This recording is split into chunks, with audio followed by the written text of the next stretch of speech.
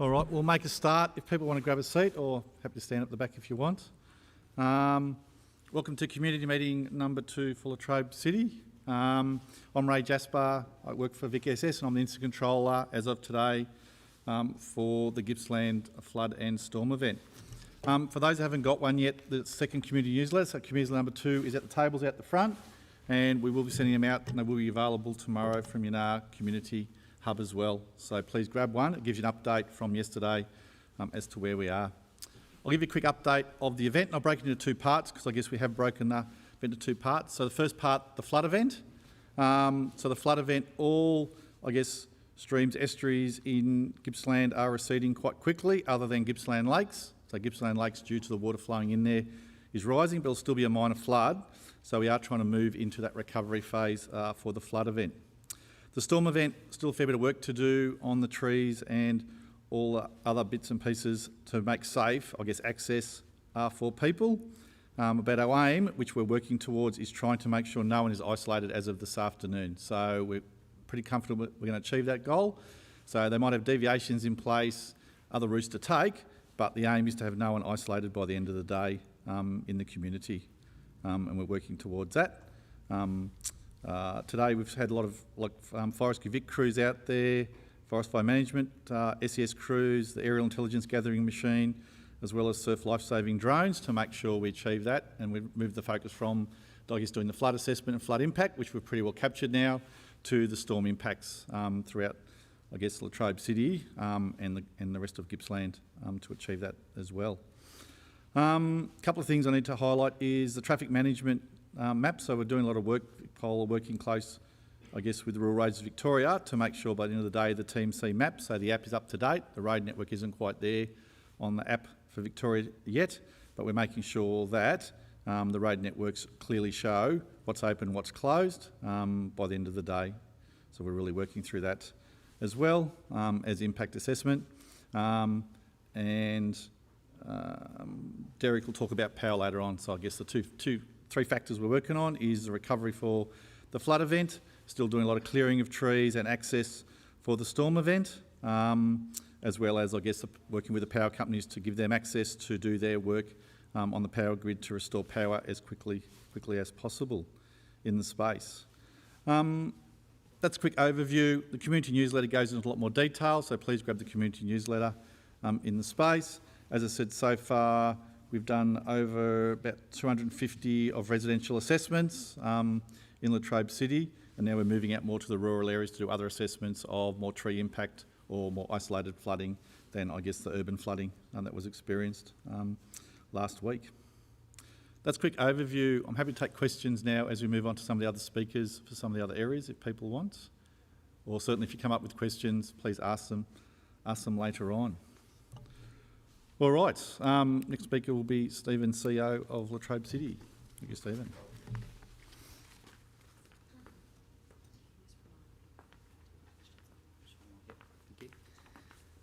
Thanks, Ray.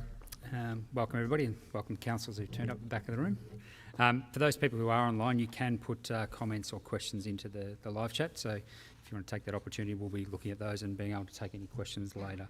So I was here on Saturday talking about obviously the impacts and what we're doing. So there have been significant impacts, obviously, as Ray sort of touched on, across the city. I'd like to again just thank the emergency services, community, volunteers, contractors who've all gone out of their way, and my staff to actually do their work. They've done a lot of work. There's still a lot of work ahead of us. So obviously for those properties that are impacted, we do feel for you. And there's also a number of community organisations who've been impacted in terms of clubs and the like that we'll be looking to support. So we did also take a number of questions on Saturday, questions on notice on Saturday. So some of those I'll touch on today, but there's also some we'll be following up in terms of a response. There still might be issues out there that we're not aware of though. So have set up for those, particularly for some of the members of the community who might not have had access to power and phone and so on, they can still get in touch with through family and friends and contact us. So we've got a contact centre, 1300 367 700. We've also set up a Flood 2021 email address. That's flood2021@latrobe.vic.gov.au. So we have had people today registering with us. And it is important that people register so that we can help them in terms of providing support, whether that's access to grants or possible funding even through the Gippsland Emergency Relief Fund as an example. So we have had an information centre set up at Yanar. I'm not sure if there's any people in the room remote, but we were live streaming there for them. People might be watching online though. And so yesterday we had a number of people through that, families, and we provided support to them, and that'll be open from 10 till 3, I understand. It's been the commitment Tuesday onwards, and we'll review that as time goes by as to how much that's needed. But at this stage, we did have a number of people register there yesterday, and there's been a steady stream today. And as I said, we've also had our call centre operating. Again, for those people who might not have power and the like on, we do have showers available as a reminder, so that's at our leisure centres. Tomorrow we're back to normal hours. We would ask that people, if they can ring ahead to register. That's just in terms of us helping to manage the COVID requirements, given the centres are open, but that's not absolutely necessary. We would like that. So that's obviously at Churchill, GRAC, Gippsland Regional Aquatic Centre here in Trogan, and our other leisure centres in Moe, Newborough and Morwell. Also did talk about last time, which I just want to reiterate, waste disposal. So particularly for those people who have had perishable foods that have gone off, they want to clean out, obviously, and they can't dispose of that. So we've offered that free of charge at our transfer stations, so Morwell, Trogan and Moe, but we're also Yanar, which normally isn't open during the week, but we're looking to extend that for this week for those people who might not have had that opportunity just yet. And also for community groups, in terms of their ability to dispose of waste, they'll just need to provide a driver's licence, both for individuals, but also a driver's licence and details of their community organisation to just help us manage that in terms of them disposing of waste. So I did have a question on Saturday about skip bins and the like, so something we're still investigating. We'll be providing curbside bins back, because obviously a lot of those were lost due to the flood, particularly through Trogan, so we're arranging for those to be returned. Rather than skips at this point, we are looking at, I did notice even today, people are starting to put waste out at the curbside, so whether we can do a hard waste collection. So I've just asked the team to follow that up, so we'll get some more details around that, and particularly around that place in Trogan where there's been a lot of material put out. And we're also working with some of our clubs already. We've already had also some offers of volunteers that I'll touch on that might help us in that respect, even in terms of potentially providing for them some support. So just in terms of donations, just want to reiterate GERF as the primary fundraiser, and they established a fund. And in order for people to access those funds, they do need to register, as I said earlier, so it's important that people do that, and we will make sure that those details are provided onto them. And GERF have already provided, I understand, some funding. I noticed the other day on the internet, so that's one opportunity for people to donate, but also for people to access those funds directly from them, and they're very quick turnaround. Give It is also an organisation that's been established. So they're an organisation that match people up. So somebody who might want to donate goods can register, they want to donate something, and then people who might need goods also get online and register to seek goods in terms of things that might have been damaged, and so they can access that through them directly. So they're partnering with us as part of this disaster, and their details can be found on our website as well, both for GERF and Give It. Just in terms of volunteers, we are looking to establish a volunteer organisations register to help us, and we've already had a couple of organisations. Blaze Aid already have previously helped us with farm fencing and the like. I know in some of the rural areas there's already been some impacts associated with that, but we've also had an offer from, as an example, the Police Four-Wheel Drive Club, who want to come down. They did some work at East Gippsland as part of the fires recently, so they're looking to assist in some way. So we'll register those organisations with us and then look at connecting them with organisations or individuals who might need assistance, and we already know of a number of those who have registered to go through that process. As Ray said, there's obviously still a lot of work happening in terms of the landscape, particularly out in the remote areas in terms of access. Most properties, as I understand, Ray, have at least one point of access. There's a couple of exemptions to that. A couple of individual properties that Ray touched on are still being worked through. So there's a number of roads, Dobbins Road, Townsend Road, Whitelaw's Track, Shalcotts and Upper Middle Creek Road, which has actually suffered a landslip. The other ones have lots of trees on them still, and there's still a lot of work left for us in terms of addressing those, and that's not something that's going to be addressed within the immediate term. We're working through, we've cleared paths, we need to go back, and so we are talking to some other organisations who have offered support to help us with that, other councils, for example, in our space, or contractors who we already have. There is a significant amount of clean-up. A number of left ahead of us. And there's a number of community members who've asked about accessing firewood. At this point, what I would ask is that people don't do that, because although the roads are accessible, there is still a risk. There's obviously trees that have, some of them have fallen over that have been removed, but there are some that might have fallen onto other trees. Although the roads are accessible, we do need to go back and do more work. So people wanting to gather firewood, from my perspective, is something that we don't want to occur, because it's going to create additional traffic and hazards for people in the area who are still trying to get back in there to do more work. So just in the longer term recovery, I did touch on this on Saturday, so we'll work with agencies to confirm the impact of properties in terms of flood and storm events and what other impacts there are, work with them to establish what is actually needed. We did talk about, have spoken previously about a recovery drop-in centre, so we'll look at establishing that, just need to finalise that as we move towards supporting the community in terms of recovery. And I also spoke on Saturday, just as a reminder, about a recovery committee, and that's about working with the community, whether that's businesses, sporting clubs, individuals, and there'll be a process for people to nominate to be part of that. And so we'll have to work through that process. That's a longer term strategy. So I suppose finally, in closing, again, I just would like to acknowledge, particularly given the scale of this particular disaster on us and the community more particularly, we don't have all the resources to address all of the concerns the community might have as quickly as we would like. And I would like to, again, particularly give a shout out to all the hardworking volunteers, contractors, community groups, and those unsung individuals who've helped their neighbours, friends, even strangers at this time to reconnect communities. So thank you. I'll happy to take questions at the end as well, Ray.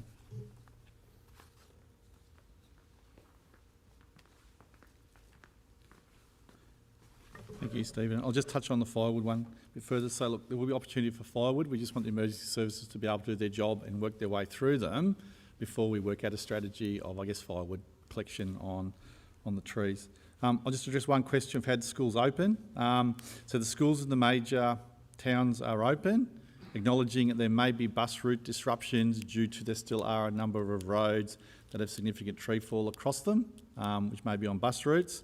Some of the schools in the more remote or rural areas, it will simply depend on, I guess, if the schools had impact, if the schools got power or lost power for a period of time, what that does for the infrastructure. So it's going to be school by school cases. The Department of Education not making a blanket rule. They're allowing their principals to make a determination on the safety of the school, impact on bus routes. So please really talk to schools individually. Schools are trying to open where they can. There's going to be some cases where, I guess, power loss or there's so much disruption around the area and bus routes that they probably will stay closed for another couple of days. But school by school case, please, for that. All right, I'll now ask Peter from VicPol to come up.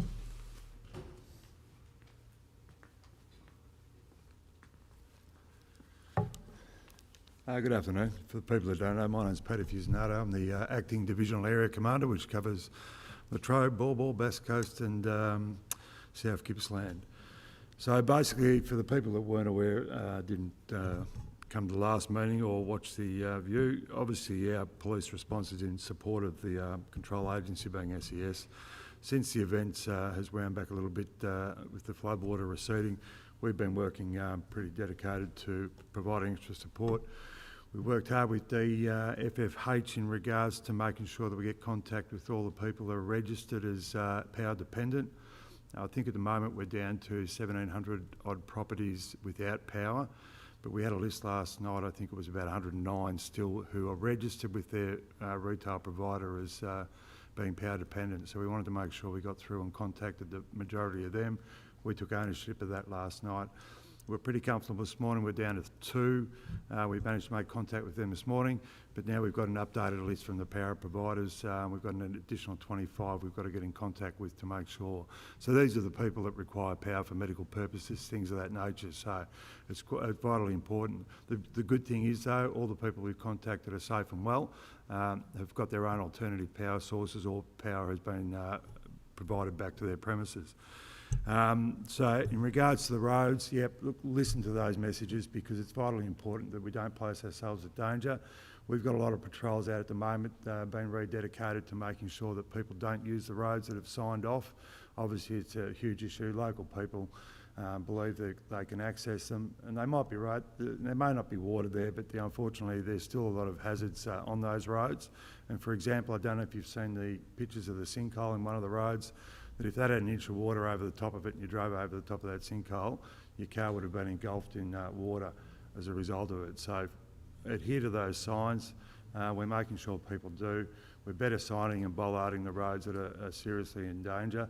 But also there's a lot of rural roads out there that have still got trees down, which you obviously can't cross, and we need to make sure that the workers can get in and clear those roads. We've got a level of comfort at the moment. We've pretty well got access for all property owners. There's a couple that we're still looking into, and as touched on by Ray, we hope to make sure that everyone has got access by an alternate route from their properties so they can get their stores and they'll get to work and do what they need to do. We've got patrols out now. We're starting to focus on reassurance patrols and also security for your properties. If your house is uninhabitable at the moment, our focus is making sure that those premises are secure whilst you're not there, to avoid looting or otherwise. So be mindful, be comforted in the fact that we know what's going on. We know the premises are vacant, and we'll keep an eye on them for you. And again, touched on, and it'll probably continue to be touched on, check on your neighbours. If you know you've got neighbours, especially in the rural environment around the Yunnar and the other affected areas, if you know you've got good neighbours there, go and drop in, have a cup of tea, make sure they're travelling all right, because there's a lot of people out there that have been impacted by this event, obviously yourselves as well, but if you know there's elderly people within your community, drop in, try and have a cup of tea with them, make sure they're feeling well, because whilst we've made a lot of phone calls and dropped into a lot of addresses where we haven't been able to make contact, DAFFH have done similar things. Actually talking to people face to face for an extended period makes a big difference to gauge how they're travelling. And don't be afraid to give us updates and let us know if someone isn't travelling so well. We can put them in contact, let their family know, make sure that they're being well cared for. But otherwise, we're still here. We've had people working long shifts. We want to try and give our people a break, but we're mindful of the fact that you people are hurting, and we're going to continue to be out there and doing that whilst we progress over the remainder of this week and into the coming weeks. So whilst you're suffering, we're not going to take a break until we know that we've got a level of comfort that you're back in a better space than what you've experienced over the last couple of days. And again, I'm happy to take questions when we finish. Thank you.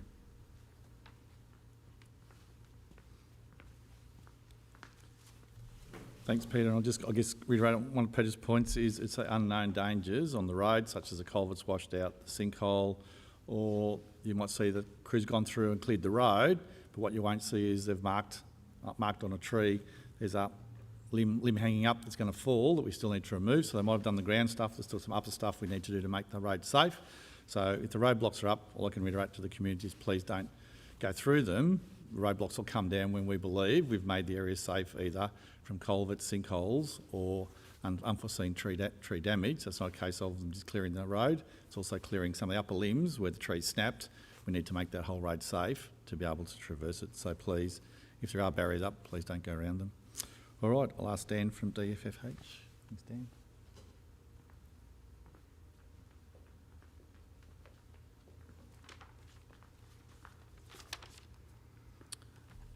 Thanks for this opportunity. Hi, my name's Dan Russell. I'm the Regional Recovery Manager in the Department of Families, Fairness and Housing at the moment. The department coordinates at a regional level the relief and recovery activities during emergency events.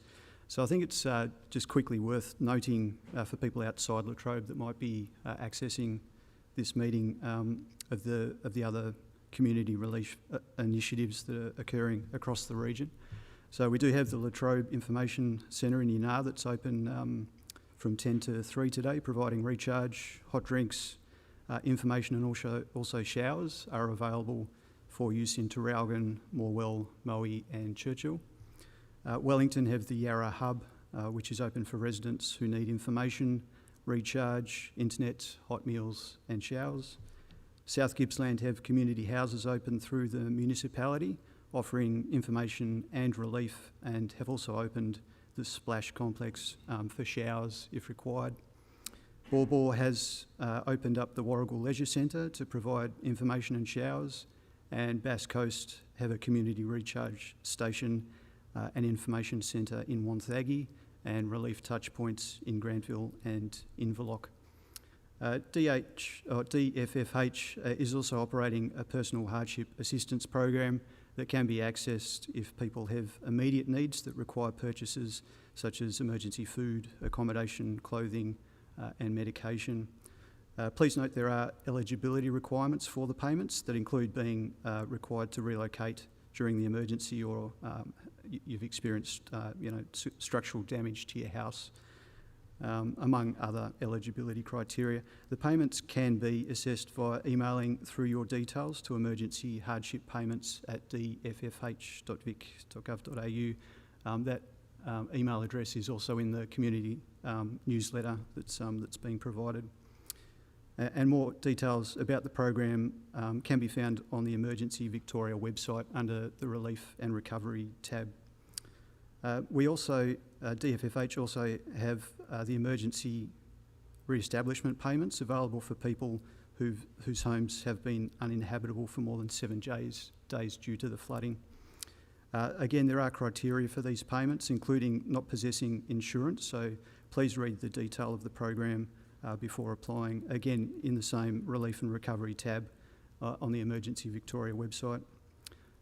Lastly, we look to getting people back on their feet after this emergency. Both DFFH and councils, we can't do that without you. We really need to hear from you, the community, about what you need, both relief-wise, but also what you need in order to begin the recovery process. So please let us know so we can help you as best we can. Thank you.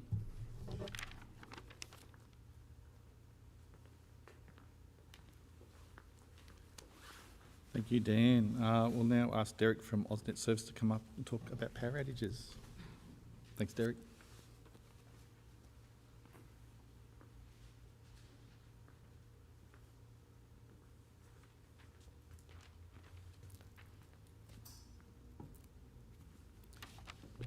Thanks, Ray. Yeah, my name, for those that don't know, which would be most people, I'm Derek Walton. I'm the Community Engagement Manager for AusNet Services across Gippsland and based here in Latrobe. So for us as a networker, a distribution network owner, we've sort of suffered sort of unprecedented damage. At the worst of it, we had around 200,000 customers off supply. And that, admittedly, that's metropolitan North region and across Gippsland. Now, and the worst of it across Gippsland is around the 80,000 customer mark. So, as it currently stands, there's about 20,000 customers still off on our network, and about 2.5, or hopefully even less than that, in Gippsland at the moment.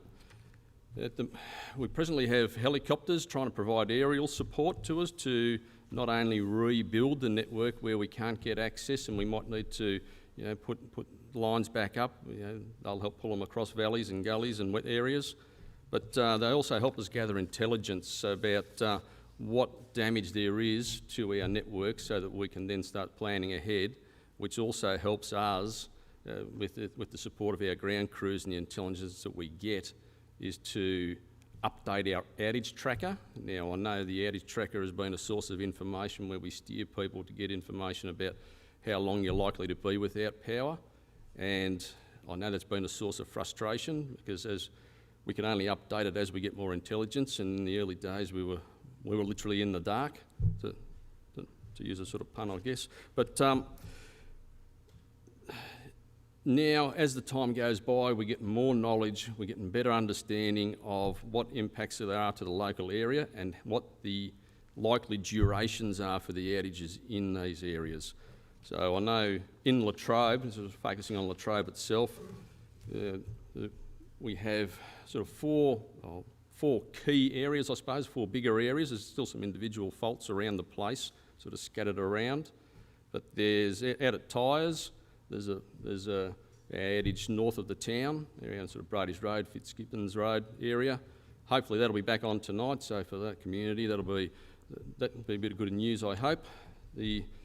But what we're also finding in out Carajung Way, we've been working our way out towards Carajung today, and we've got quite a bit of the area back on supply, but going forward, Carajung itself and beyond there, Carajung Lower, Black Warry, there's still a lot of work to go, so the progress is going to be slow from this point on. So it could be a couple of days, but that might even be a good estimate as opposed to, some of those further out areas down around Black Warrior, which might take a bit longer.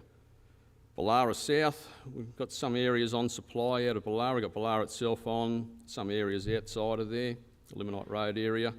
But Ballara South itself and beyond is still a lot of damage. Could be days, hopefully, but we'll progressively work along the line. So hopefully what I'm telling you is the worst case for those at the end of the line, as opposed to those that might come on in the next day or so, or even today as we make a bit of progress and get along.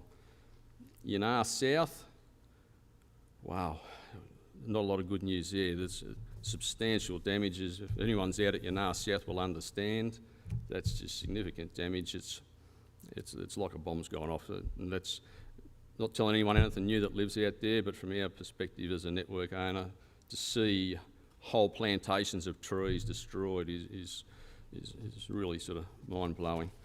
Look, we know there's never a good time to be without power. We really do. No one likes it, and when it's for multiple days, the impact's just magnified. So we're working as quick as we can, as safely as we can, and an emphasis on safe because we've got trees there that we've got to be mindful of that we can't put crews into to sort of try and make a real quick fix if they're in danger. So we've got to make it safe for them. So sometimes we need machinery to get in there too to help make that safe. But we'll keep working along and get it all back up as quick as we can. And thanks everyone for your patience and understanding while we do that. Thanks, Ray. Thanks, Derek. And then Sam from Energy Safe, talk about generators and when you turn your house back on. Thanks, Sam.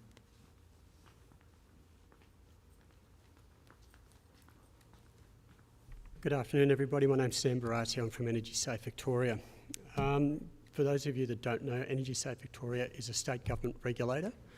We look after the safety of gas and electricity and pipelines throughout the state of Victoria.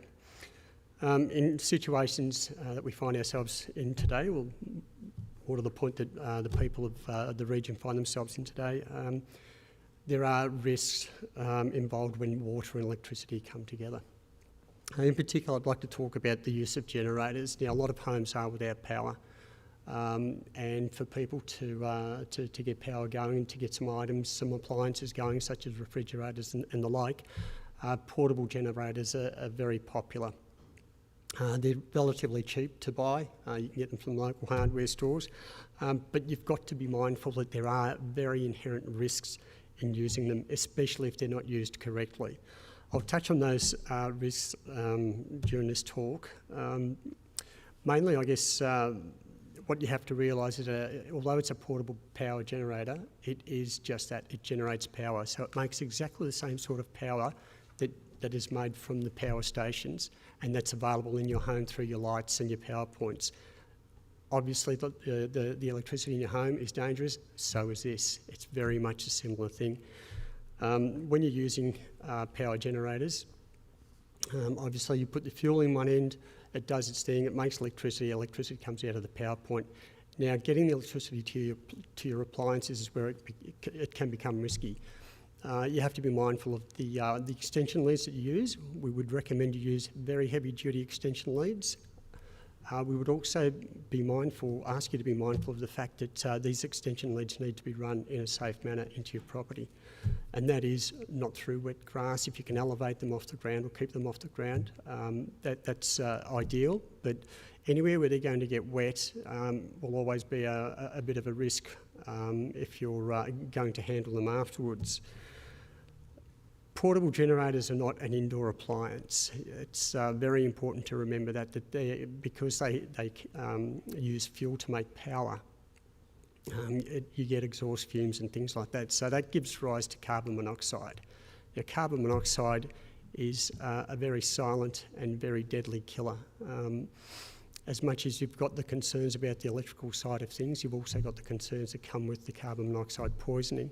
So the only way to use a portable generator is in a well-ventilated area, or preferably still outside, perhaps under a canopy or something of that nature.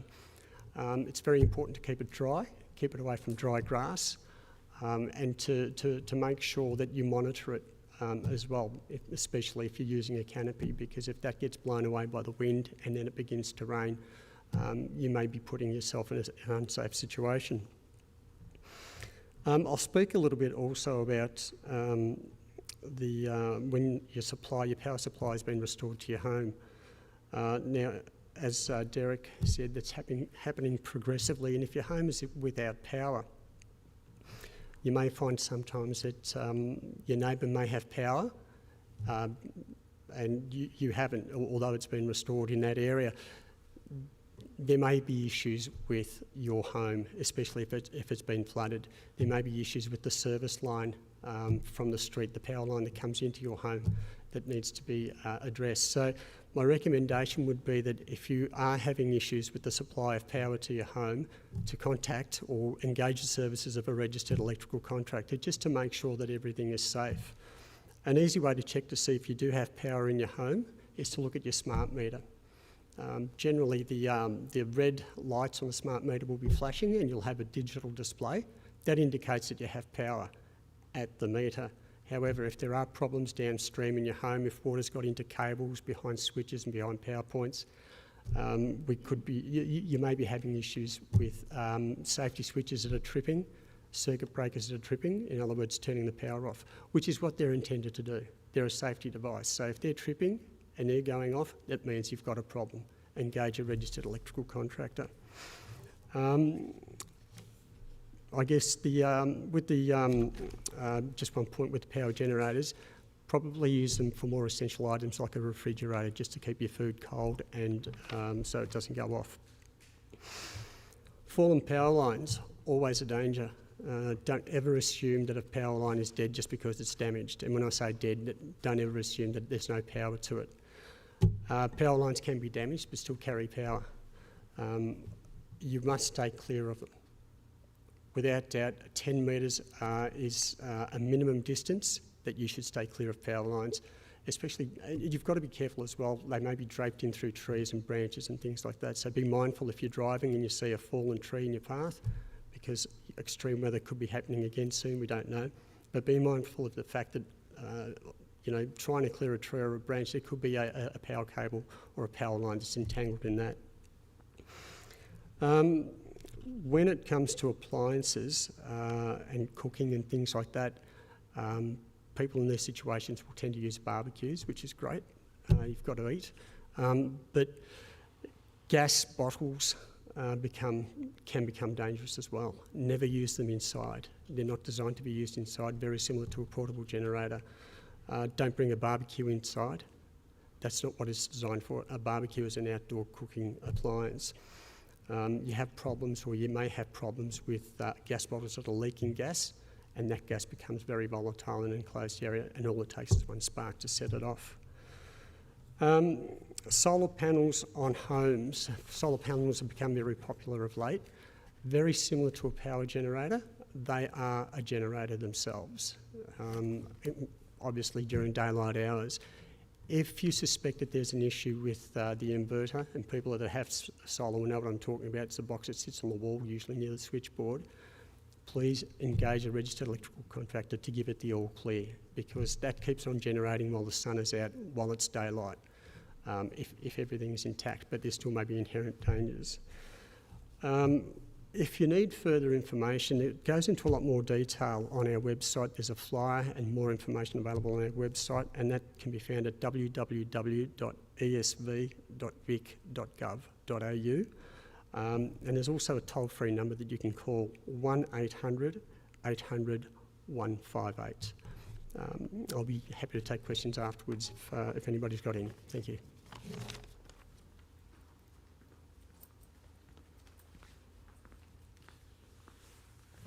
Terrific, thanks Sam for the update.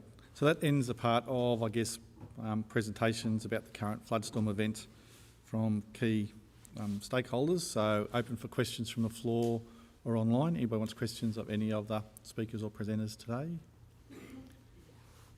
Yep. No worries. Yep. First of all, I'd like to focus on the event itself. I didn't get message to say that the meeting was on the other day, but I did get some information and watched the previous meeting online, and I listened to the talk that was going on. I appreciate all of the work that you guys are doing with the follow-up, following the event. There's a lot of work and a lot of follow-up and a lot of support for people afterwards, but I feel some of that might have been reduced if some of the people had a little bit of a warning prior to the event. To say the meeting the other day said that it was an abnormal event, and I'd like to refute that myth, because the rise and the level of this flood was predictable, and I've proven graphs here that are plotted of previous events, both in 93 and in 2012. They performed in exactly the same manner. They came up very quickly. So there's nothing strange about this event. This event, of course, was bigger. It was another 4 inches higher than the 95 flood. So yes, it was bigger, and therefore it probably came a few minutes faster than the other one. To say we had no idea about this event is incorrect. I personally sent a text around to my neighbours at 8 o'clock on Wednesday morning, that's the day before, to warn them that it would exceed the 2012 flood. The SES should have done this also. By 5 o'clock Thursday morning, after watching the rain event on the hills, I sent a text to say that it would exceed the highest record set by the 95 flood and may be the biggest in 50 years. And I think that came true. So yes, it was predictable, and it was confirmed once we saw the rain totals. I tried to call the SES at 6:45 on Thursday morning because I realised there had been inadequate messages go out, and get them to warn the public about the impending dangers. I got a message back saying, "Your call is important to us, beep, beep, beep." And I thought to myself, yes, my call is important to you. Warning systems. Previous floods in Trogan, the residents have received a text message. Back in 2012, I think a few people around there would have received text messages. The text was replaced after the implementation of the Victorian app, emergency app, but unfortunately the people involved weren't informed about that and weren't told about that. So I think going forward, what we need to do is to make sure that the people who need to know how to set up the emergency app with watch zones for floods, and to inform those friends of people that aren't tech savvy how to do that so that they do get adequate warning of them. Because the warnings are out there, but you've got to know where they are and how to look for them. To assist also with an early warning system in an event that happens in just hours, the Met Bureau's site needs to update a lot more regularly. Is there somebody in here that's got an insight into the Met Bureau, that's got contact with somebody there? No? Maybe somebody online? All right.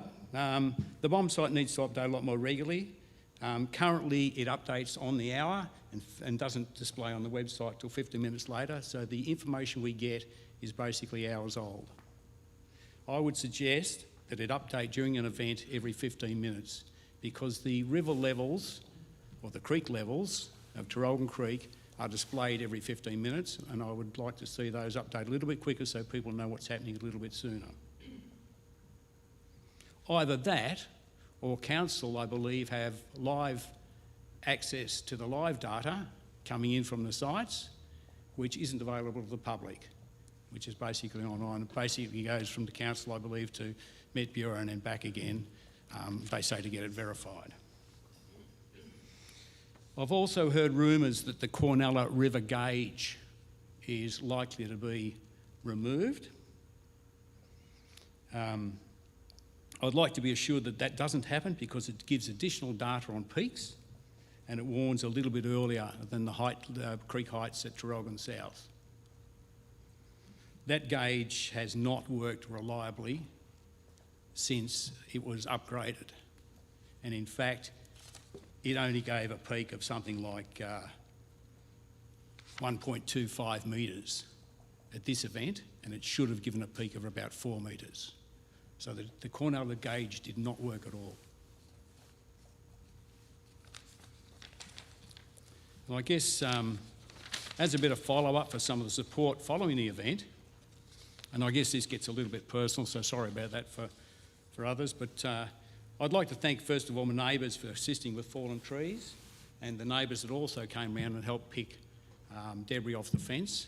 I have a property down in Franklin Street which has some cattle on it, and there is a large amount of debris that accumulates in front of that fence from fallen bark and gum trees. I continually ask for that to be cleaned up, and I occasionally get a response. Yes, the mower guy comes along and mows over it and cleans it up a little bit. I sent an email before the event, only the day before, to ask that it be mowed over. I didn't expect it to happen because it was too close to the event, but I haven't received a response to that email. I sent a follow-up email to council and still haven't received a follow-up to that email. I then rang them and they said that they'd call me back. Have not yet heard the call back from them. So I sent another follow-up email and still have not heard a response back. So as far as follow-up goes, and I guess it's a long weekend, so I guess some of the council people are off, but I would like a little bit more action on follow-up. And my reason for that is I have cattle on the property. I need to replace fences. I have to do it straight away, and I'm sure the council are going to ask for 3 quotes, which will take weeks and weeks to get done, but I can't afford to wait that long, so I needed some authority to be able to repair those fences. In 2012, I had the same issue of bark knocking over the fence. The bark accumulates against the fence and knocks it over. I asked council about compensation for that damage, and I was told, if you want compensation, you'll have to sue us if you want us to pay. Of course, I didn't sue the council for that. I guess, can I be assured, Steve, is it, that I don't get that same answer this time?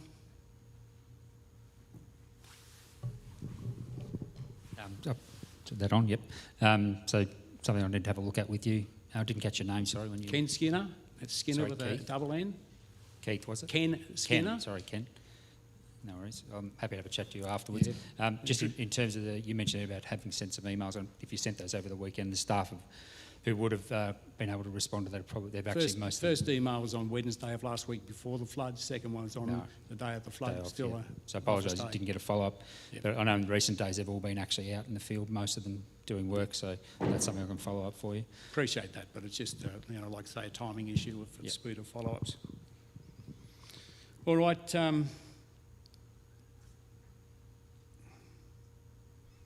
And of course, it's because of the debris lying around, it's always nice to have it cleaned up before the flood rather than after it. I sympathise, of course, with all the people whose houses have gone under. They're a lot worse off than I am. All the people who've had damaged cars, those sort of things, they would have loved earlier warning. So I sympathise with those guys because I'm pretty well off compared to those guys. So thank you very much. Appreciate it. All right. Look, thanks, that was some good information. I guess I'll address 2 coronal gauge. We'll have a look at that with the BOM. I'm not sure of why they've removed a gauge. We're trying to put more gauges into Gippsland than remove them, so I'll take that one away. And I guess the other one is related to information you got. As most of you are aware, the Emergency Management Commissioner announced an independent review into Trogan Creek yesterday, so there will be an independent review to what happened to Trogan Creek. So anybody can provide information like that would be very welcome to provide the information to show. And it's about lessons learned, so we learn from every event. We need to learn from this event in what happened and look at, I guess, the Bureau timing. If it's every hour, why can't it be 15 minutes when peaks are coming? And certainly looking at past history, but looking at moving forward, what can we learn from this event that can be done better next time around for the emergency sector? So I'd be really keen for you when, I guess, whether they do a public hearing, I'm not sure how they're going to do it yet, but how they do the independent review, whether it's a public hearing in Trogan or what they do, be more keen for you to provide that information. I think it'll be useful for them to see that, to gain some insights as to what, I guess, someone who's been around for a fair while has to provide, and whether, I guess, the warning system works, why the old warning system's put out, whether the emergency Vic does actually work, or whether we need to do a more flash flood, another system or something else. So I guess nothing's off the table with the review. How can we make sure that we keep I guess, the residents informed in a better way? So certainly it's an interesting point you made. Sorry, down here front first. Yep. I live in Berry Street Trogan, and I woke Thursday morning. I live on my own, and I looked out the window and there were waves coming down the street. And I absolutely panicked. I rang the police and they said, ring us back if there's water coming in the house. A friend of mine was at the end of the street at 8:30 in his 4th drive, and he said she needs to be rescued. And I wasn't well at the time. I do have seizures, and he was aware of that. And he asked the SES people who were standing there, could she be rescued? It's only her and a dog, and the water level was rising, and we have had the house lifted. And the SES chap said, we'll get a boat to her within 10 minutes, quarter of an hour. Nobody came near my door all day, or all night. My car is ruined. There was water roaring through the house, electricity. I've had to go through insurance, but I'm a pensioner and I have to pay the access on both the vehicle, it's a write-off, and well, I presume it is, and the house. Why wasn't there a warning? The creek flooded around 7 o'clock apparently. Why didn't someone come and knock on my door? They were standing at the end of the street. I mean, I'm not as bad off, it came to the doorstep. But had it risen, the police were very good. I spoke to a policewoman, she rang me back, and I said it hasn't come in the house. Had it, I don't know where I'd be. Why didn't they bring a boat up? I mean, they were standing there. They rescued one woman apparently further down. But, you know, you talk about AusNet. What the hell have we got power on for if it's not used? Why weren't we warned the night before? Or the minute the creek broke, the bank, you know, broke, they had time to come and knock on our door. The only person who's knocked on the door was the Red Cross yesterday. And I'm not complaining as far as like other people are concerned, because it didn't come through my house, but it was sheer luck. And as I say, we had the house lifted, we've done everything we possibly could, but I have no fence at the side. And as far as security, houses around the corner were robbed a few nights ago, and it just makes me very wary of what's going to happen next. Look, Thank you. Thanks for your presentation. Look, and warnings will be obviously, as we know, a key focus on the independent review as announced by the Emergency Management Commissioner yesterday. All I can state is the facts. There were over 30 flood rescues, majority in the Trogan Creek area, from when the water did rise very, very rapidly. But as we know, warnings obviously needs to be discussed about, is it emergency management VIC app, or is there another method of warning for the community in a faster response way? So that will be certainly, to me, a key part of the independent review into Trogan Creek and the flood. In regards to the warnings, the residents never got any, but school teachers did, and schools did. Schools were notified at 7:30 not to have the students attend. Where did they get their information from? That the residents in the floodplain didn't. Yeah, look, I can't answer the specifics. I wasn't here at the time. That's not an excuse. I guess all we can reiterate is warnings will have to be a key part of the community warning. I think, as was stated at the meeting yesterday, will be a key part of the independent review that's been announced by the Emergency Management Commissioner.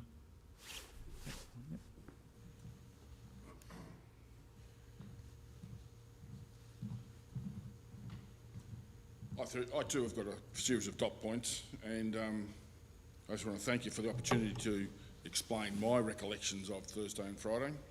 My name's Graham, and I'm one of the forgotten few in Franklin Street at the north end of the town. The focus always seems to be on the southern side. Hey, it's the biggest area, but you know, we haven't had any assessments done or seen anybody apart from the Red Cross lady yesterday.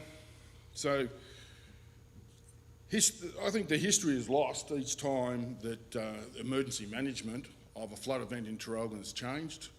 You know, the SAS runs it now, or emergency management runs it. When the Latrobe City ran it, the information trail was a lot better than what it is today. Somewhere, all that information's been lost, and I'm not sure how we rectify that, but I think there certainly needs to be more coordination between the Latrobe City and the event runners. The flood event of Trogan, flood events in Trogan, there's certainly a large amount of data around flood events. They've been happening since, the data recording's been happening since the 80s, 93, 95, 2012, all showed the same hallmarks of this flood that we just had. But who was watching? Who was looking at the data? It doesn't seem to be that anybody's looking at past histories. As Ken said, they came up the same way, came up very quickly, but no notification. And I think that's again history that's been lost, where people should have been looking back through that data to find out, you know, as a weeks before, or in the week before, there's a lot of information around.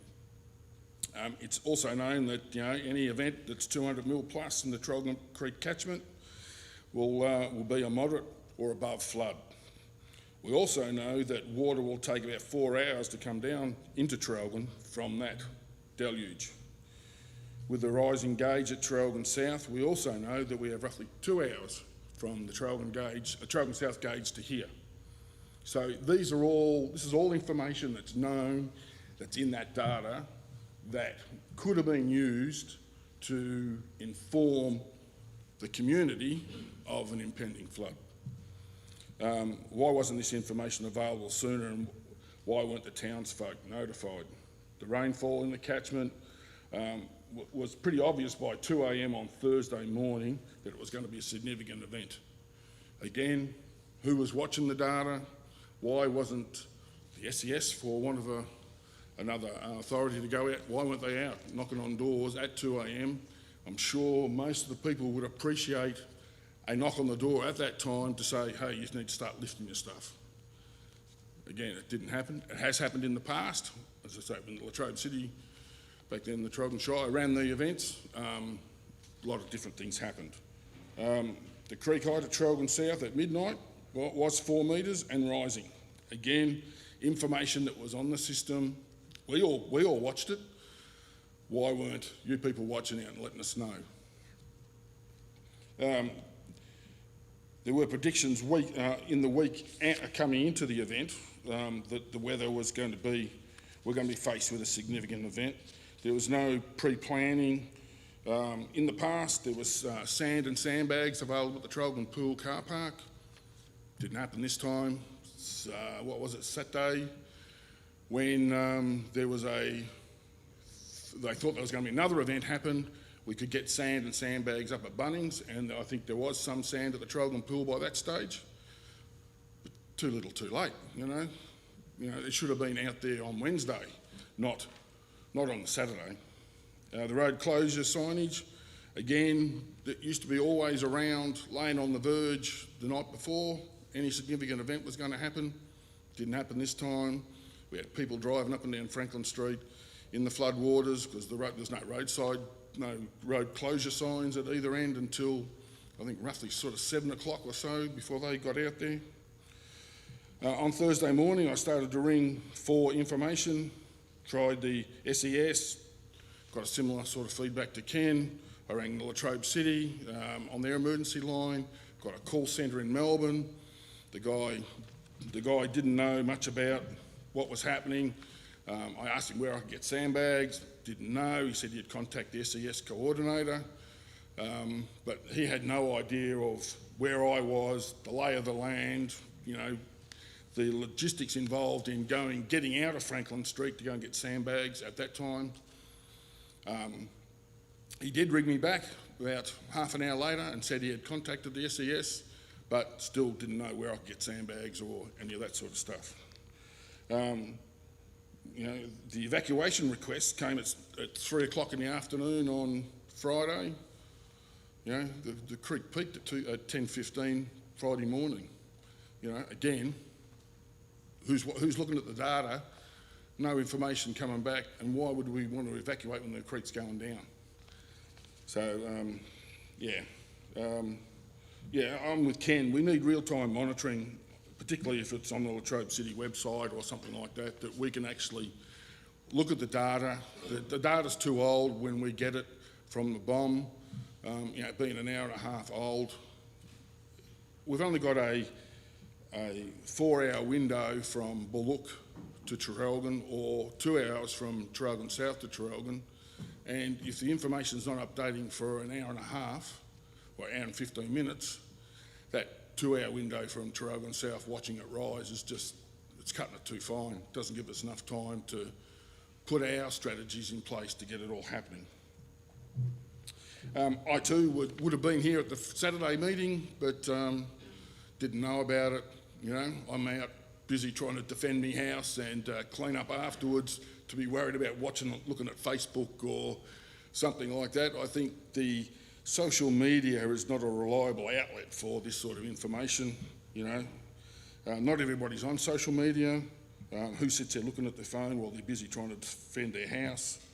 Notices are missed if you're not linked to those information sources. So, you know, what's wrong with a good old-fashioned door knock to go around and knock people up and let them know of the impending things that have happened?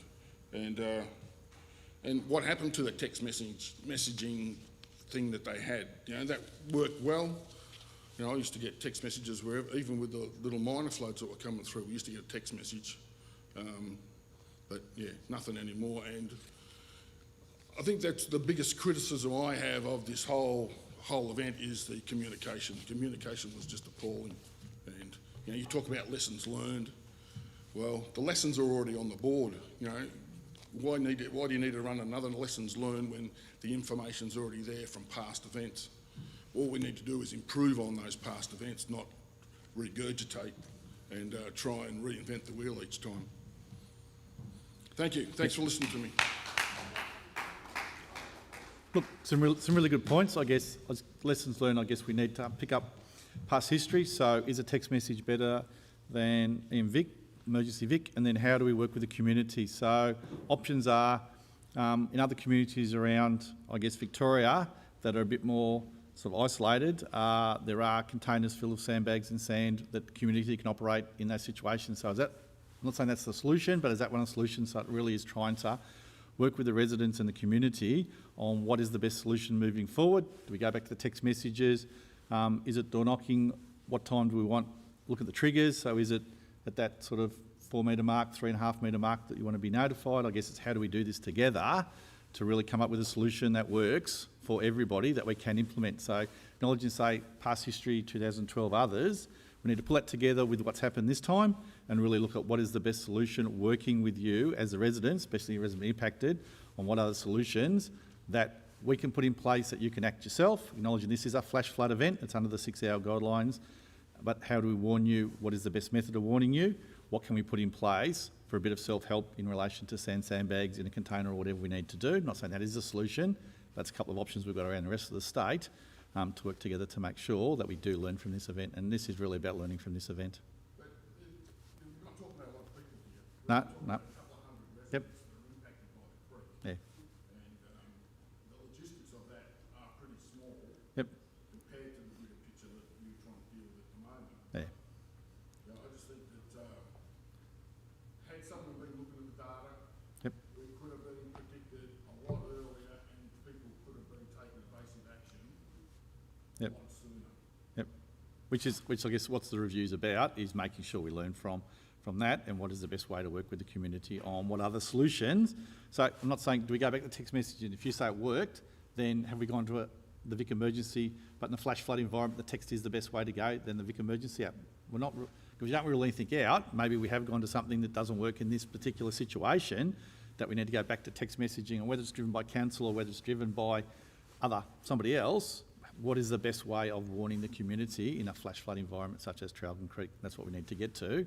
How do we do this together with SES, with Latrobe City and others to make sure we do have something in place that works, but the community are aware of what we're doing and we work together with the community to make it happen. But the information's out there. Yep. The information's already there, the history's already set. Yep. All we've got to do is refresh things. And create the triggers with the community on how do we enact those triggers with the community. Is it 3 metres? Is it the 4 metres? Is it 5 metre? Like 6, obviously too much when you get that 6.5 metre. But what do we do in a flash flood environment?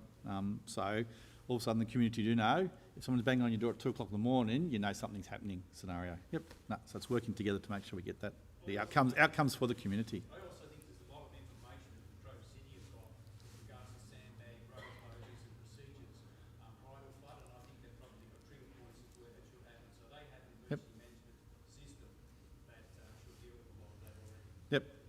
And certainly, like, yes, Latrobe City will be key in the review, looking at what have SES got, what have other agencies got, what's Latrobe City got, making sure we get the best out of it, put them all together, what does work, but involving the community to say, well, this is what we're thinking, does this work for you? And like great, I guess, suggestions here that we need to make sure we can capture as part of the review. Why do the SES stand at the end of your street when there's waves running through? People's lives are at risk. What's the good of them standing at the end of the street? Yeah, look. The ABC are saying evacuate, and we couldn't. Yep, so it comes down to the individual crew. I'm not sure what crew it was. They've still got primacy of life, including the responders' primacy of life, is still priority 1. So if they felt it was unsafe to get into the water to do that, that was their decision. Like, we can't dictate to them. Primacy of life is for both the community but for the responders is critical, and that was a decision I would have made at the time. Yep, no, I realise that, but I guess I'm not saying your life is valuable, but they've got to factor in their own primacy of life at the same time. Like, there's no point them taking risks above and beyond. They need to make sure whatever they do is a safe operation to get to the residents and yourselves. We had no warning. Yeah. The lives were at risk. Yep. Had it been any higher, the consequences Yeah. would have been. I think a clear theme today is the warning scenario of it. As I said, there was over 30 flood rescues, primarily around it. I think a key theme is here is the warnings, work with the community on how we get warnings better. Should be happening before the event. Yep, It no, sounds absolutely. like, Yep. you know, like AusNet. Well, we've got power, use it. Yeah, but there's great suggestions here, like preemptive sandbags, preemptive signs, things like that. That's it. So it's not about reviewing just dealing with the event. What do we do 2 days before? What do we do 1 day before? Do we preemptively close the streets? I'm not saying this is our outcome. I'm not doing the review, but these things we need to work with the community on. Do we know if we're potentially going to get a 5.5 metre? Do we preemptively say to the residents, look, we're preemptively closing the street. If you come out, you have to stay out. Like, they're things that we need to put in the mix. Nothing was done before the event. No.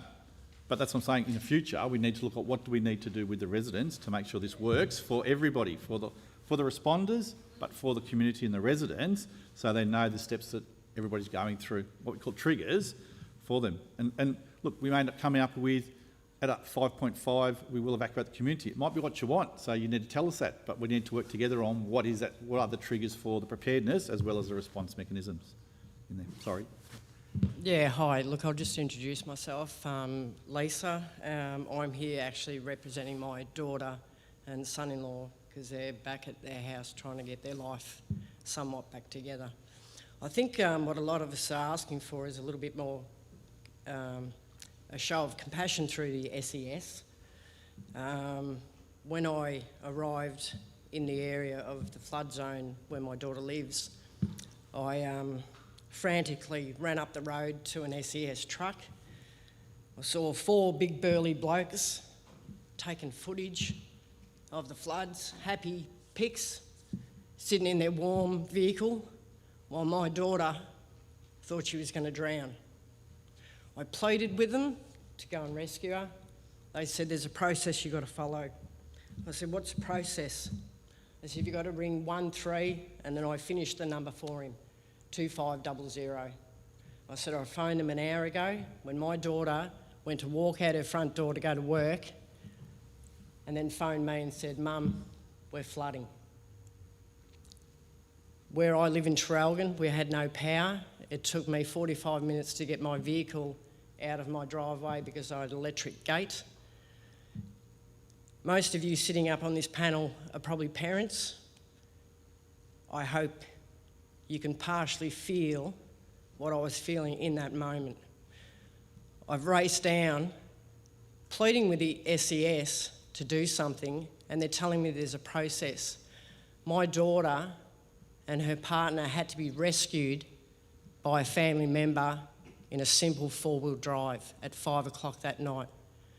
To this moment, no one has checked on my daughter at all. Not the police, not the SES, not the council, no one. She got a warning for the flood at 10 a.m, evacuate now. 10 a.m. Thursday morning.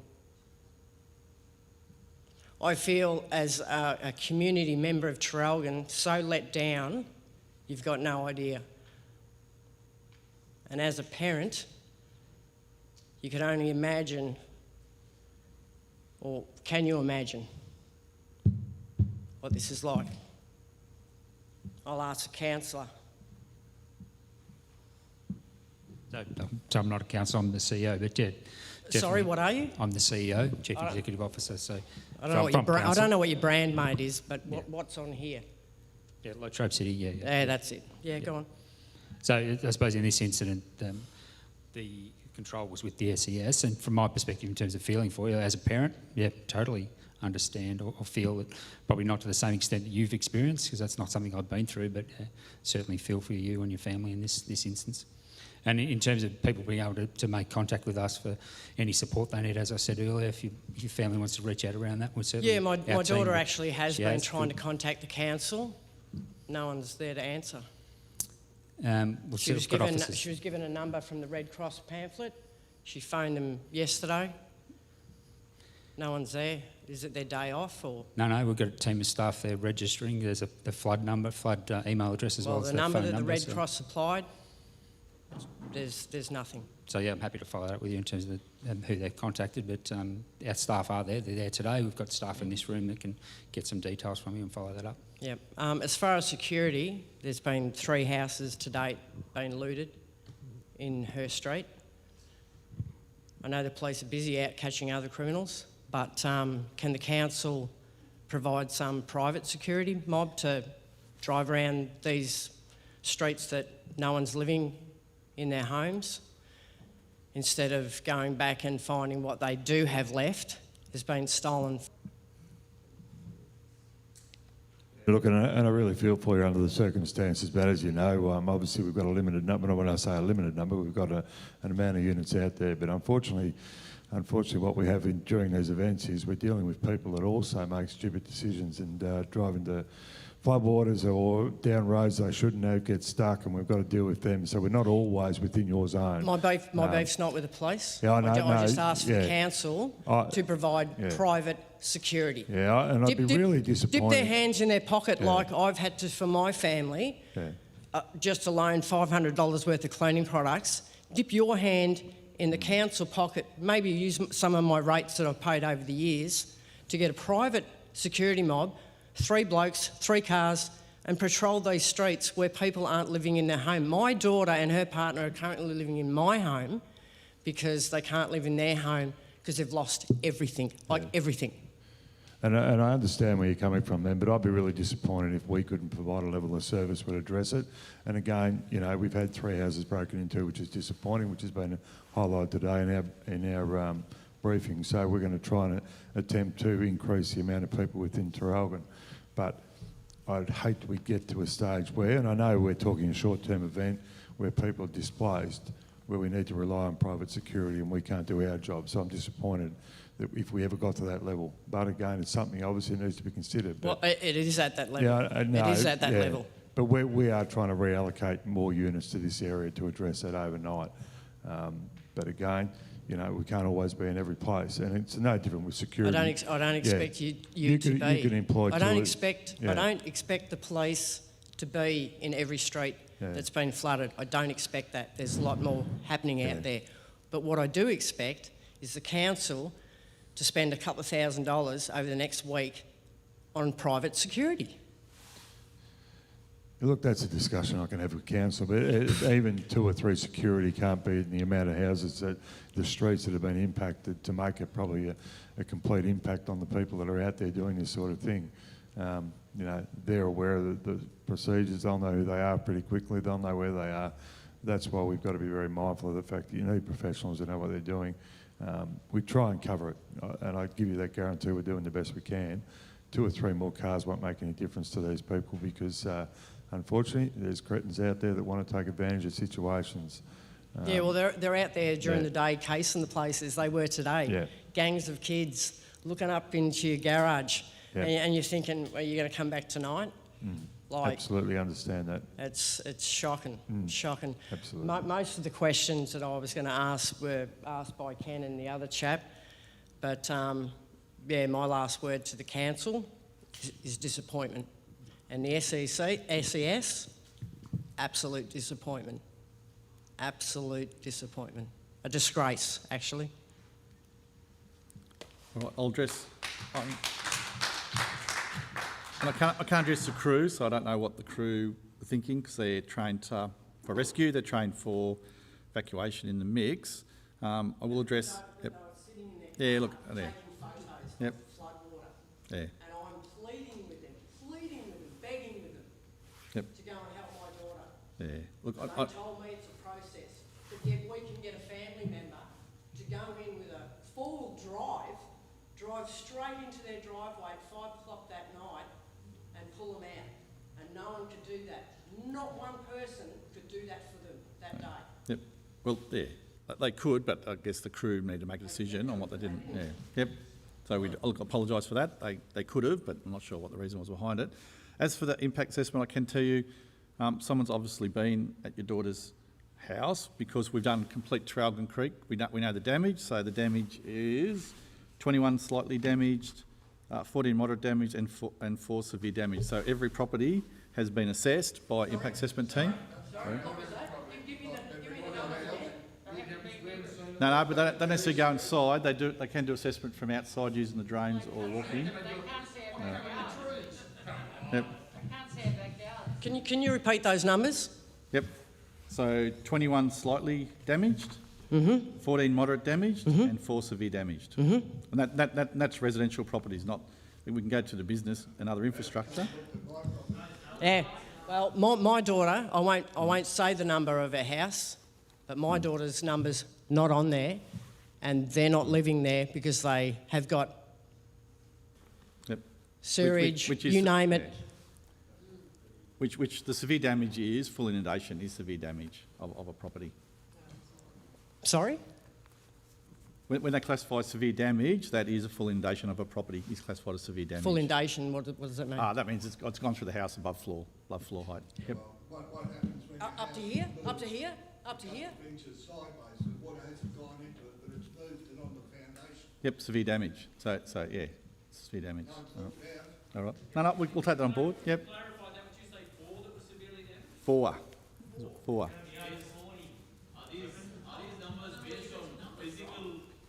I've actually got footage if you'd like No, to see it. physical attendance by impact assessment team has gone through. No one's. No one. All right. No, we'll take that on board. I've got take that back to the impact footage of my assessment team daughter have and a her look. partner Yep. with water up to their knees. Yep. All right. As I said at the start, they can't live there. They have no home. They have no furniture. They have nothing. Yep. I think it might be interesting to go back on the previous flood, highest flood, 1995, see how many houses were inundated, and compare that with your number of 4. All right. This was the biggest flood we've had Yep. for 50 years or more, so it's got to be more than 4, because we know from previous history there was heaps of them down around the Vickers Road area that were inundated, plus the Berry and George Street area. Yeah, in 2012 I had only water in my yard, but today, on Thursday I had it in my house.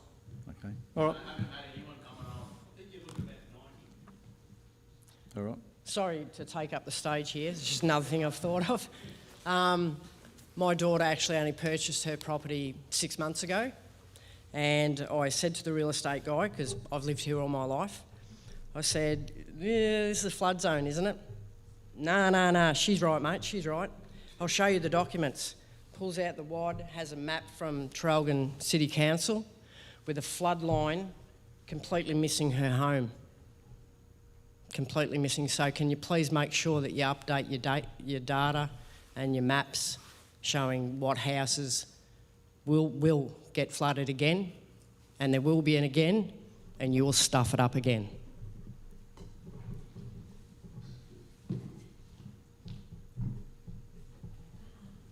Yep, all right. No, we'll go back and have a look and get the impact assessment team. They're still here, so go and do a bit of a review of the Trogan Creek area. Because obviously, yeah, there's been some misarray of data. I acknowledge that.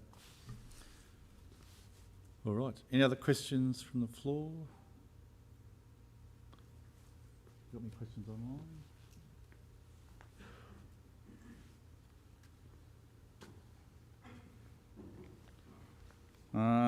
Kathy, is there an estimate for when the Trogan Mafra road will reopen? Do we know? We've been looking at that considerably today and working with Vic Road. So we've had issues in regards to people driving on it. The water's gone, but the road is severely damaged. So that will take, they are working on it. That's one of their main priorities, given it's one of the main connector roads. The other one is tyres to Trogan Road as well, but they're very concerned about the damage underneath around the bridges and culverts. So that one may take a bit longer, but I know they're pretty keen to get the Trogan Mafra Road up and open. I would hope there'd be some action around that by tomorrow. But I can't comment around the severity of it until that full assessment's been done. On the day, on Thursday, traffic coming down the Princess Highway was just phenomenal, because all the feeder roads that used to come through Franklin Street and things like that were all blocked. And the congestion, you know, to take 3 hours to come from Bunnings to McDonald's down in the CBD, I think that's totally unacceptable. Is there any way that you can look at disarming the traffic lights for a start and putting some of your people on points duty and get that traffic flowing a lot quicker than what had happened? Yeah, and look, and it's probably a little bit difficult for me to comment on it. My understanding was that was completely inundated, and we were looking at alternative routes to try and get around the freeway there at.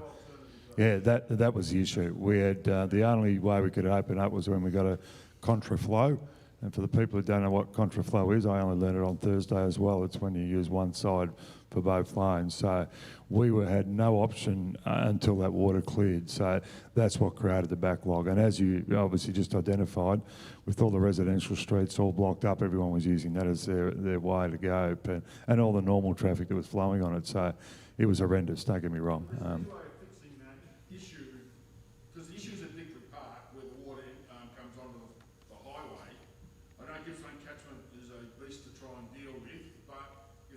Small levy just there, because that's the main point that impacts the Princess Highway, and one of the only points that impacts the Princess Highway within Trogan, and it alleviates that issue just by putting a small levy, or just to stop that water for that small area where that lay-by area is there. That's all it takes to fix it. It's simple, but I know catchment management, Gippsland catchment management have a different point of view on that sort of stuff. Yeah, and again, not my area of expertise, but I take it on board. Yeah.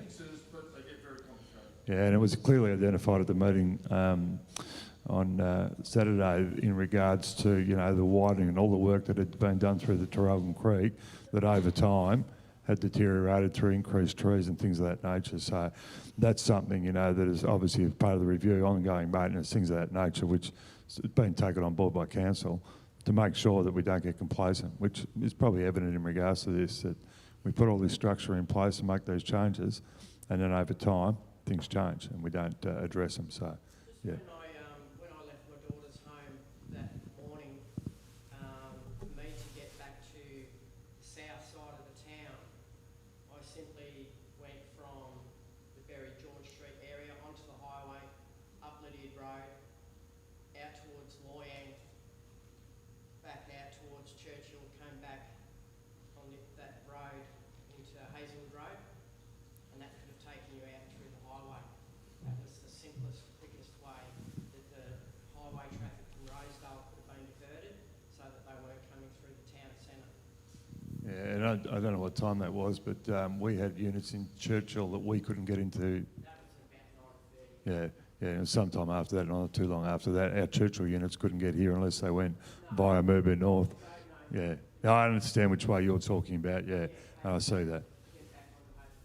Yeah. All the highway traffic could have gone that way, simply, Yep. at that time. That's fair enough. All right. Acknowledging your point, I guess CMA's role is, I guess, mitigation management, but I guess every time they look at, they have to do the total analysis. We put a levy in where that water's going to displace. So every time we put a levy in, you're displacing water. So that's the CMA's role to do that complete analysis of where that, if you put that little levy there, what's that mean for the rest of the area? Displace that much water. Yeah. I know Gippsland Catchment Management have a completely different philosophy on those things, but at the end of the day, really, it's a puddle that gets out onto the highway that causes the issue. It's not going to displace that much water. No, that's fine. Next one, school buses will be running from Toongabbie to Trafalgar for school. I can't see why. There's no reason why the Toongabbie bus run. There is some work being done at the moment in terms of the school bus routes, and so I saw some communications earlier. So they were going to be communicating with all of the schools, and they were going to get those messages out about what, where the school buses, whether they were available for each of the schools. Yep. So as I said before, for school buses and school opening, you're best trying to get hold of, it'll be unfortunately tomorrow, the schools, because individual schools now have the, not going to blanket close schools. There's going to be individual schools as to which buses runs are going and which schools are open and which schools are closed tomorrow onwards. All right. Yep, sorry. Yep. Bit of a break in between. That's right. I have here, Ken Skinner again. I have here a 2020 SES flood report for Trogan Creek.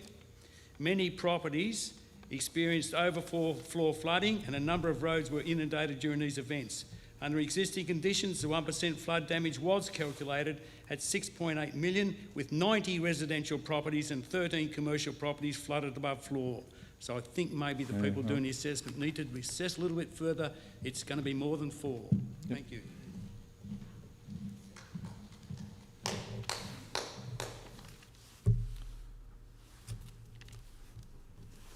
All right. I've got a couple more questions, I guess, from David and someone else. We obviously need to go back to talking about Whitaker Road and Berry Street not being assessed, so I'll need to talk to the impact assessment teams and see what they've done and where they need to go. We might need to do a bit of rethinking on Trogan Creek and what they've actually done. So I acknowledge that and we'll put that in play tomorrow. Are there minutes taken on this meeting? Are all our grievances recorded in some way? Is it just on video or is it? No, it's recorded. It's recorded. It's recorded. And so two things happen. One is we'll give the tapes to the independent reviewer, but all I can encourage you is they'll either have a site that you can do or they might have a community meeting here. All I can do is recommend you come and feed in the same information about your thoughts around how it pulls together. Wednesday's community meetings are on. Yeah. Will that be in a local paper rather than Facebook or? We can. The social media is just not working. How many people are here? What would work for you? What would work for you as far as having further meetings advertised? But it's not just me, it's everybody. Well, I'm asking everybody as a group, what is the best way to make sure that you're informed? If it's not the social media, what's the best way to inform you? Pardon? Text. Although there are people in Berry Street that do not have mobile phones. There's one elderly gentleman, he's 94, and he doesn't have social media or a mobile phone. But if we know, we can tell him. The affected areas should be where we get enough garbage off the council in the lead box, so maybe something else in the lead box to Or post, inform the send us residents. a letter. What is the schedule for these meetings? Are we talking a month out, 2 months Look, out? unfortunately, 'cause the review was only announced yesterday by the Moves Management Commissioner, so look, there's no time frame yet of the review. It sounds like you've got plenty of time, But what we can look why at wouldn't you use mail the in. local So media and I can newspaper? jump in there. Just in terms of, so at the moment, obviously the SES is still in charge in terms of the incident controllers. When that moves to more the recovery phase, so there's two issues, I suppose. There'll be some ongoing meetings, and we'll be definitely doing more work in terms of communicating via letter drops or in the paper to those people. That question came up on Saturday, obviously with the short notice in terms of just being on social media. Not as many people could turn up to this session. So that's in terms of our commitment, in terms of updates for people into the future around any potential meetings. That'll be via both social media, our website, but also in terms of the newspaper and potentially a direct letter to people. So we'll work through that. In terms of an independent review being separate, that's something the SES will need to consider about how, and we can help coordinate that in terms of notification of people as well. If there's that through that independent review process, whatever that looks like, and when that occurs in the future, we can help the SES in terms of coordinating that and managing it. But that is a... Can I ask something? Are the SES paid or are they volunteers? Volunteers. They're all volunteers? Yep. Yes, well, all the people that respond on the field are all volunteers. So 5,500 volunteers. Fill the sandbags up at Bunnings the other night. Yep, volunteers. Yes. Yeah, they said we're only here to save lives, we're not here to fill bags. When we have to fill the bags ourselves. Yep, an unfortunate comment. Yes, look, yep, they're volunteers. Does the review have to be at 2 levels though? The SES are going to do theirs? No. So one review. So one review driven by the emergency manager. Doesn't know what the writing's doing. Yep. Information gets lost. No, so I can answer that one. One review coordinated by the Emergency Management Commissioner, who has responsibility for the emergency management sector in Victoria. It'll be independent review, so it won't be done internally. He'll appoint someone to do it or company to do it. So one review driven by the Emergency Management Commissioner and Emergency Management Victoria. But I guess what we'll do is make sure EMV work with council, and we'll make sure there's lots of... That will happen locally? Well, Won't yes. be a Melbourne-based thing? Or... No, it'll be done locally. It'll be local, whether it's forum or community groups. Will have to work out with COVID restrictions what comes into play at the time. But if the SES chaps are voluntary and they're not going to come and say rescue me in Berry Street, who can I rely on? I mean, the police were very good. They said to let them know. Yeah, I can talk what happened. We had both VicPol and SES Swiftwater Rescue people and with boats here. So look, I can't talk about individual cases, but there were both VicPol and SES people that are boat operators, Swiftwater Rescue technicians for flash flood events in town at the time. One thing I want to know is that I was involved in a committee that was wound up in 2000, floodplain management committee. Then there was another one done in 2016. So what, there'll be another one conducted now and nothing come from them? How many more studies are we going to have that will prove to be useless? Yeah, so I'm not saying the review isn't a study. So the review's not a study. The review is looking at, primarily, I suspect, it'll be what was talked about here today. So it's the warning, the pre-preparedness, what we need to do to work with the community in the preparedness, the warning side of it, and how we work together. So I think, as you said, there's probably been a fair few flood studies done for Trogan Creek. It's now making sure we can get it right in what does the preparedness look like, and then what does the response look like. So at what trigger is that door knock done? At what trigger is that text message or other warning done? So go back to, did the other system work better, as some people have said, than the current system? How do we make this work for the residents and yourselves as primarily little residents from that impacted area? So I don't think it's going to... Look, and there may be an action of looking at a levy proposal. Like, there's obviously things like that might come out as... But the key is about the warnings. As I said on Saturday night, Yep. $360,000 was spent back in 1996 on a warning system. So what became of that? I know you had to go to the where the library is and where the old council meeting rooms were. That you had to open the cupboard and flick a switch to actually activate it. Yep. No one probably knows about that. I do. Yep. Look, and it's a case of, as I said, everything's on the table. We're not excluding anything. Let's go through independent review, work what's best. I'm not saying some things. Look, the community may agree a siren. In some communities, we know a siren is a warning system. Is that? So what is it? I'm not saying siren. I'm not saying text message. But what does work for the community needs to come out of this. That we know at this level you'll get this, at this level you get this, at this level you get that. in a flash flood environment, which we know is a short, sharp environment, how can we make it work for the community? What about cleaning the creek? The council going to spend money to remove dead trees and the debris? Yeah. So in terms of Who's going to do the that creek, for so us? the West Gippsland Catchment Management Authority are the They ones who didn't are do a very good responsible job for last time.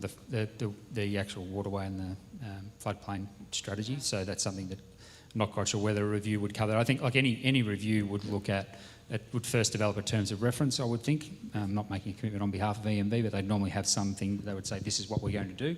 I think that would be most likely communicated to the community, and then there'd be an opportunity for the community to have input into, obviously, the review process. So when I was saying earlier, in terms of any ongoing meetings, I was just making a commitment, just to be clear, that we will make sure that's well communicated. Obviously, just being online isn't enough, and having that available to people through newsletters or some other form, through the paper or so on, or direct letters. What I was saying earlier was making a commitment that we would help any Emergency Management Victoria undertake consultation about who should be included in the review, or notification, sorry, about who should be included in the review. So just I was making that commitment before. And we can feed back to the review. That's clear from this meeting that you want a public meeting, so we can feed back and say it's clear that the community want a public meeting to be able to have that dialogue around the terms of reference and what the review's going to look at. Well, so you guys got the microphone. The Trogan bypass and the restricting orifice that they're going to try and implement is the ultimate way of fixing our problem here in the town. Is there any way of getting that back on the table? And you know, it's been 10 years between events. You know, 10 years to build a freeway, there's plenty of time. Is there any way of expediting that, because of the social impact it has on the town, expediting that development?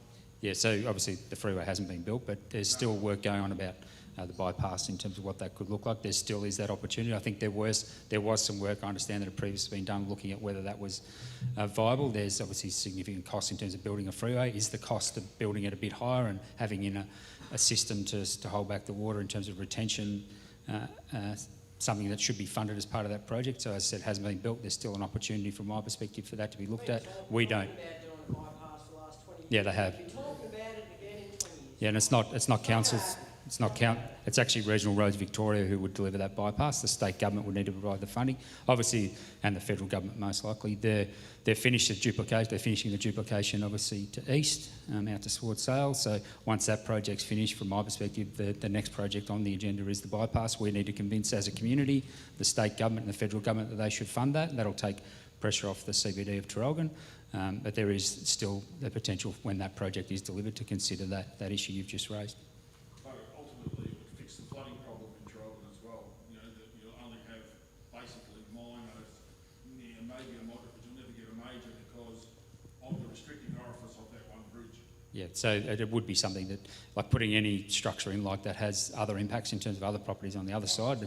So yeah, obviously it could have significant benefits in terms of preventing flooding in the residential areas, but it might also create some other issues outside of that. So it is something. I think the social aspect of it, in what we experienced the last 3 or 4 days, I think outweighs the cost of the freeway. I guess that freeway requires funding for big roads, whether it be federal funding or state funding. I guess as I look around, I don't think there's any politicians in the room, is there? No politicians. I think they came down and flew over, didn't they, and had a look from the planes and the choppers. It would have been nice to have a few of those around to address some of these issues of funding. Yeah, I think that what I was saying earlier, I think, as I said, finishing the rest of the duplication, and then the community saying to the government, well, that's the only missing link that's left in terms of particularly improving road safety, improving accessibility in and around Trogan. They have a plan for it. The reservation set aside. It's now, from my perspective, finalising the study they had and delivering that project. And that's not funding that comes to council. That's direct to state government and working with the federal government to deliver that. How many homes have been affected by the floods in Trogan? That's something the SES are doing the assessments on, the numbers. Roughly, just loosely, how many homes were affected in Trogan? No, four Philly. So you think they're going to bypass Trogan for 4 homes? No. So we've got 40. So there's 45 that require washout, so low level inundation. We've got the 4 severe, 14 moderate, which is significant inundation, and the 21 slight damage, which is still inundation. So that's, Well, let's just, yeah, so that's let's just say 40, there was 60 yeah, 60, residential 70. properties Yep. damaged. Do you think they're Plus you got a couple of businesses, so you've got businesses as well. No, let's say 80, yeah, 20 yep. businesses, 60 residential. You reckon they're going to bypass Trojan for those amount of people? I don't think No, so. the bypass isn't being planned. It's being planned in terms of improving road access throughout Gippsland. Bypass, like levy banks for the residents, So I didn't hear the question at the start, sorry. instead of a bypass, is there anything else that can be done for the residents? So the last study was done by the West Gippsland Catchment Management Authority, which identified a potential with the bypass to actually increase the level of that to create effectively a levee outside of town that would hold the retention system, would hold water back. So what I was saying, the question earlier was about if the bypass, when it is delivered, and there's still work being done on the rest, and the bypass would be delivered on the basis of improving flow within Gippsland in terms of traffic and transport. And so there was still that option available when they build that, because it's not built yet, for that still to be considered for them to deliver that project. Looking at the inundation of the houses, back in the 90s, I think there was grants available to lift houses, that people took those opportunities and did that. Obviously, we've still got houses that are too low. Is it possible to, again, talk to the state government about grants again to get the final amount of houses up and out of the water? The ones that can be lifted, of course. Yeah, whether the state government would provide that information, that funding, yeah. So that's something that could be raised with them again. If that's happened in the past, it might be a program that they'd be willing to look at again. It became available after the 93-95 floods in that 2000 report, Yep. where they waterproofed and raised houses in the Whitakers Lane area. Yeah, so I suppose as Ray said, the review he was talking about was about the system we have now. I think even as part of that, there might be other things that come up that the community wishes to pursue with the state government, and whether council can help in terms of advocating for those things to happen, in terms of funding to raise houses, for example, is something that could be considered in the future. There's only 4 houses that need lifting.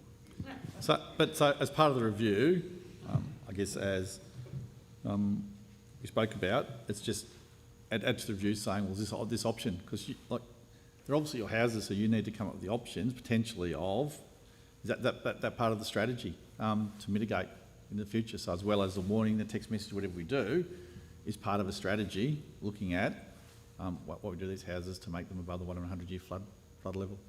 Is that what you're calling it, 1 in 100 years? That's for the planning scheme. So that's planning scheme requirements, 1 in 100 years. Is that what we just had? Yeah, look, I'll have to get back to that one. I don't think they've done the correlation of what. Keep changing the bar. Yeah, no. So look, yeah. They change the bar. So I actually don't know if they've correlated what they've actually this event was, but that'd be we'll get that circulated. Yeah, because they'll do the analysis in the next week or so. Like the flood on Latrobe, it was only ever a moderate flood, but it got a poof off a major. You know? Yep. Really, it should have fell over the major line. Yeah. Yep.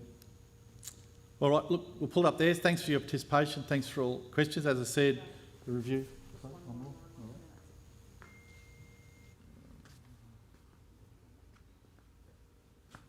So can we get food banks at Tyres and Yanar to support people?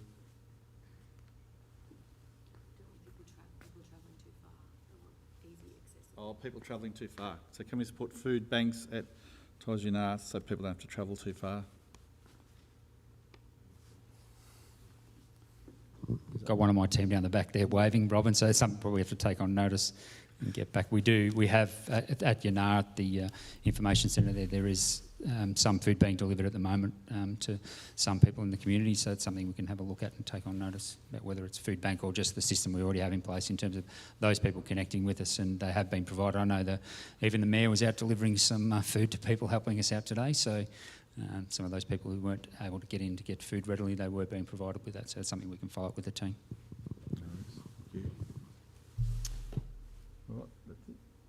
All right, that's it. So once again, thanks for your participation today. Some great discussions and some great evidence, so I really appreciate it. And all I can emphasise has been a review announced, so please, I'd encourage you for that, especially the evidence you've had, bring it back to the review so they can use it, because it really is about working with the review team on what is the best solution for the community. So thank you.